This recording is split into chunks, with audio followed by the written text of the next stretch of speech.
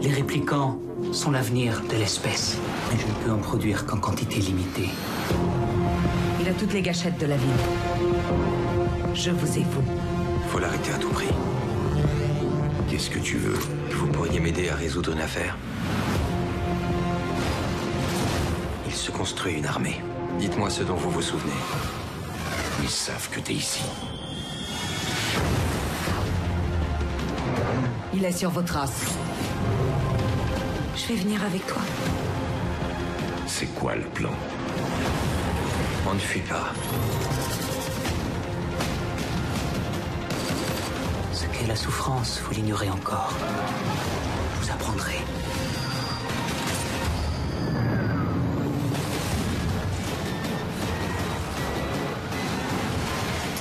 Blade Runner 2049, bonsoir Pascal. Bonsoir Mohamed. Ravi de vous retrouver, c'est donc la suite de Blade Runner, un film hollywoodien réalisé cette fois par un Québécois que l'on aime beaucoup à TV5 Monde, Denis Villeneuve. Oui, Denis Villeneuve, on ne le présente plus, c'est le réalisateur québécois le plus célèbre, un des plus célèbres en tout cas. Il s'est fait connaître en 2010, vous vous en souvenez, Incendie, magnifique film qui racontait un drame familial, politique au Liban. Et puis en 2013, il entre à Hollywood, il fait une série de films. L'année dernière, il commence dans la science-fiction, qui était un genre qu'il ne connaissait pas du tout, avec Premier Contact. Le film est remarqué puisqu'il est nommé 8 fois aux Oscars. Et puis cette année, il remet ça, il continue dans la science-fiction avec Blade Runner 2049, qui est donc la suite du film que vous connaissez, qui avait été réalisé à l'époque en 1982.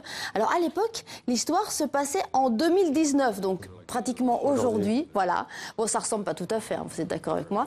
Là, c'est 2049. Alors, Denis Villeneuve a été très libre de réaliser le film dont il rêvait. Hein. Il l'a raconté à nos confrères de Radio-Canada et je vous propose d'écouter son interview. Moi, c'est un des scénarios les puissants que j'ai lu dans ma vie. C'est pour ça que j'ai fait le film. C'est quand j'ai lu le scénario, j'ai fait « Aïe, OK, je peux pas passer à côté de ça, c'est trop fort. » C'est un beau poème sur les rêves brisés, je dirais. Ce film-là, c'est qui explore aussi les thèmes de la limite de l'être humain face à la machine. J'ai fait le film que je voulais faire. Honnêtement, j'ai été libre. Donc, et encore une fois, le film a une certaine longueur, mais les producteurs ont protégé mon montage. C'est un privilège que j'ai. C'est votre meilleur film? Moi, je pense que oui. C'est un peu arrogant de dire ça, puis c'est aux autres à commenter, mais personnellement, j'ai réussi à faire des choses dans ce film-là que j'avais jamais réussi à faire avant. Fait que je pense que moi, je considère que c'est mon meilleur film. Ouais. Si c'est mon dernier film, je vais être heureux. J'ai vraiment goûté chaque moment. Donc voilà, Denis Villeneuve prépare déjà le prochain projet. Est-ce que vous savez de quoi il s'agit? James Bond, my name is James vous savez tout, Mohamed. Voilà, donc James Bond, c'est peut-être lui qui va réaliser, parce que Daniel Craig a dit, aurait signifié sa préférence de travailler avec Denis Villeneuve. Donc affaire à suivre. On va continuer avec de la bande dessinée, Pascal, la sortie de nouvelles aventures de Largo Winch. Oui, L'Étoile du matin, c'est le tome numéro 21 de cette série publiée chez Dupuis. Alors cette fois-ci, il y a un nouveau scénariste, puisque le papa de Largo Winch, Jean Van Damme, le célèbre Jean Van Damme, le scénariste belge, a décidé d'arrêter. Et donc il y a un nouveau scénariste qui est Éric Giacometti, qui est un ancien journaliste de la presse économique, devenu romancier, et qui donc a vécu de très près les crises, notamment les crises boursières. C'est pour ça qu'il en est question dans cet album. Alors avec le tandem, donc le dessinateur c'est toujours le même, c'est Philippe Franck, c'est le dessinateur historique de Largo Winch, lui il est resté. Et donc ce nouveau tandem crée un Largo Winch un peu différent, plus dans l'air du temps. Et donc notamment, ce milliardaire humaniste a décidé de payer ses impôts. Ça nous change. Je vous propose d'écouter l'interview des auteurs dans un restaurant parisien. Mais d'abord, cette information qui vient de tomber, c'est la panique à Wall Street. Le Dow Jones est en chute libre. Le responsable de ce crack, le groupe Winch, mondialement connu.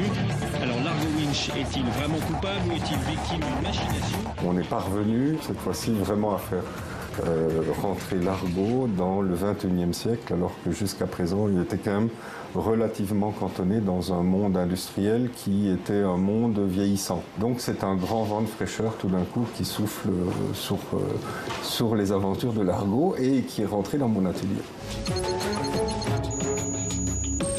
C'est un grand patron qui ne délocalise pas, qui ne licencie pas ses salariés et qui a baissé quand même les salaires de ses cadres supérieurs de son board de moitié. Oui, en ce sens, c'est quelqu'un d'humaniste, c'est-à-dire que pour lui, je reprends une parole de l'Évangile, mais l'argent est un bon serviteur, mais un mauvais maître.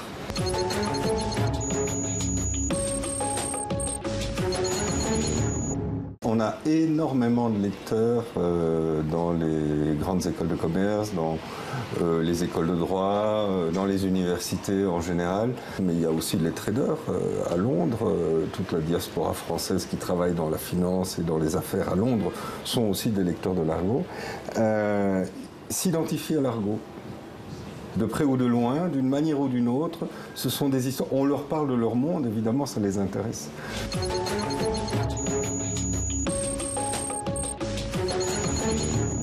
Je pense qu'il y a de nos jours, dans les milieux économiques que je connais un petit peu, il y a de vraies réflexions sur le mot éthique et que ce ne soit pas seulement cosmétique. Est-ce qu'on peut gagner de l'argent et avoir un comportement humain? C'est-à-dire, oui, on assume de gagner de l'argent et tout. Alors, par exemple, le fait que l'argot refiscalise, va payer ses impôts.